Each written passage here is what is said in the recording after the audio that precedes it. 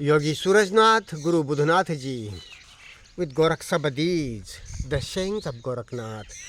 Sabdi number 287.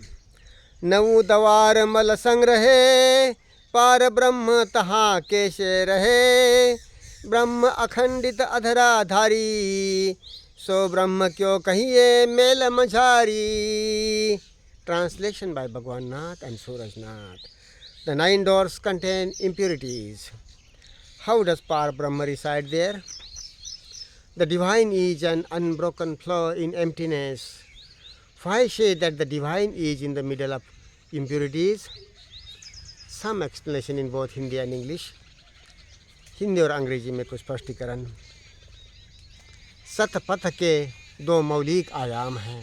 जीवन गति के समझ के साथ जीवन गति के दो मौलिक आयाम हैं. एक झूठ को धर्म के नाम पर जीवन गति के नाम पर धर्म के नाम पर जो झूठ विचार पैदाइश परंपरा मान्यताएं विश्वास अंधताएं है, झूठ को उजागर करना और सत्य को समझ कर चलना, ये दो ही आयाम हैं और इसके लिए सतत चेतन रहना जरूरी है. यह एक सैद्धांतिक शब्दी है और इस शब्दी में सर्वम खल्विदम ब्रह्म, अहम ब्रह्मास्मि आदि वेदांतिक मान्यताओं पर प्रश्न किया है. सिद्ध अपनी खोज में ध्यान में यह साफ देखते हैं कि जीवन की समग्रता में अलग अलग स्तर है, जिसे गोरखनाथ अपनी पहली ही शब्दी में स्पष्ट करते हैं.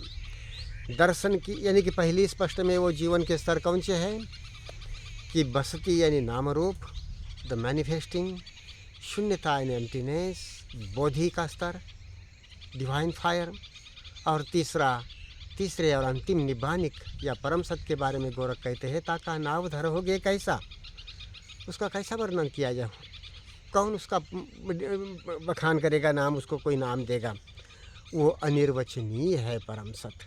तो इस तरह से और वह बसती न शून्यम शून्यम न बसती, बसती और शून्य नाम रूप और शून्यता बोधि स्तर यह भी मूलतः अलग अलग है. तो दर्शन की अग्नि यह बोधि का निशेष से फ्रॉम नोवेयर अपने से जागना होता है. दर्शन की अग्नि यानी कि अलग संज्ञान के साथ ज्ञात से मुक्तता, ज्ञात की जगह और मर्यादा समझकर ज्ञात से मुक्तता, सो कुशलता के साथ भीतर बाहर भाव पौना वेदना. दर्शन मन की भटकन से बार बार वर्तमानता में आते हुए कुशलता के साथ बारीकी के साथ इस स्टॉक में या थोड़े जगह पर या सांस के साथ में और फिर सहज रूप से भाव पौना महसूस होते रहते. भीतर बाहरी पंछियों का गायन, कीटों का गुंजन और भीतर की भी नाद, वेदना तरंग. नाद जहाँ वेदना है वहाँ तरंग है सूक्ष्म स्थूल, और जहाँ तरंग है वहाँ ध्वनि है, तो वो भी महसूस होती है भीतर से भी.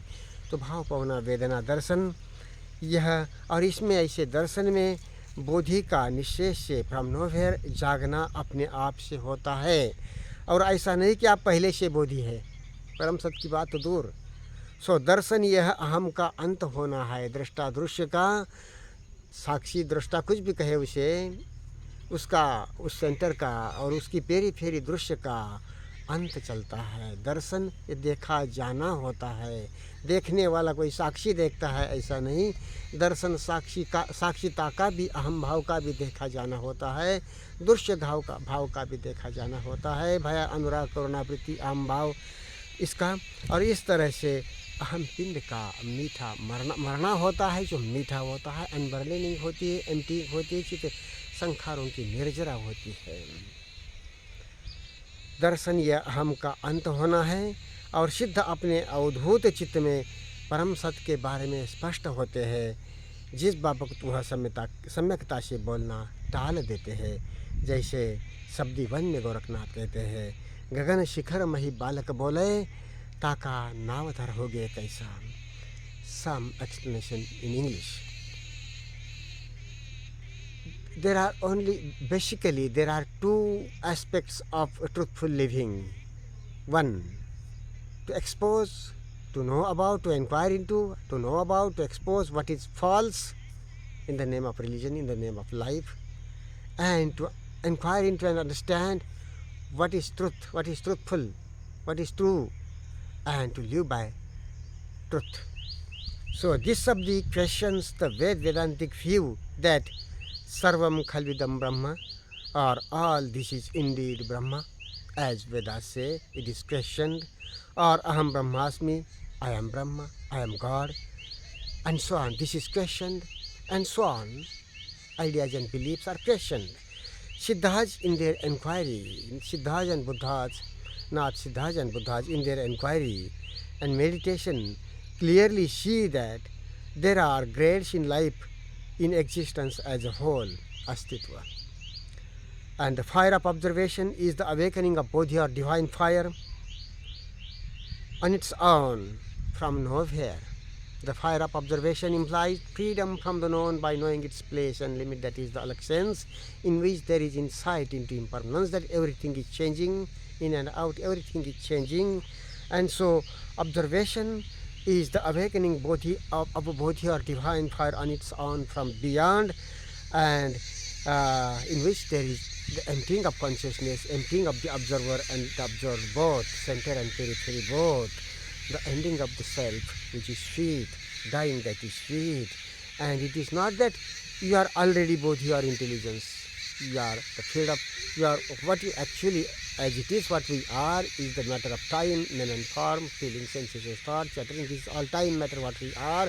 But when this time thought understand its place and limit, that it is time, it cannot awaken on its own the beyond intelligence, bodhi or intelligence from nowhere. So it knows its place in day-to-day life, and it, otherwise freedom from thought, freedom from time, and the presence of the mind, remaining with skill and diligence, closely and diligently, because this whole of the body consciousness, movement of consciousness sums up in the face and here around a core of that is being cut, and that so when this movement, the core is cut, the whole of body mind starts to gets a full, and that is being exposed, and in the fire of observation that gets emptied with ease, naturally, and in that there is the ending of the self, dying of the self, that is sweet, unburdening of the self, emptying of the self. So it is not that you are already bodhi. So observation is the ending of the self. In their absolute emptying, Siddhas and Buddhas are aware of the supreme truth or nirvanic truth, which they avoid talking about or describing, as is this declared in Sabdi 1, high in the firmament the child speak, who can name him or describe that, as Gorakh says.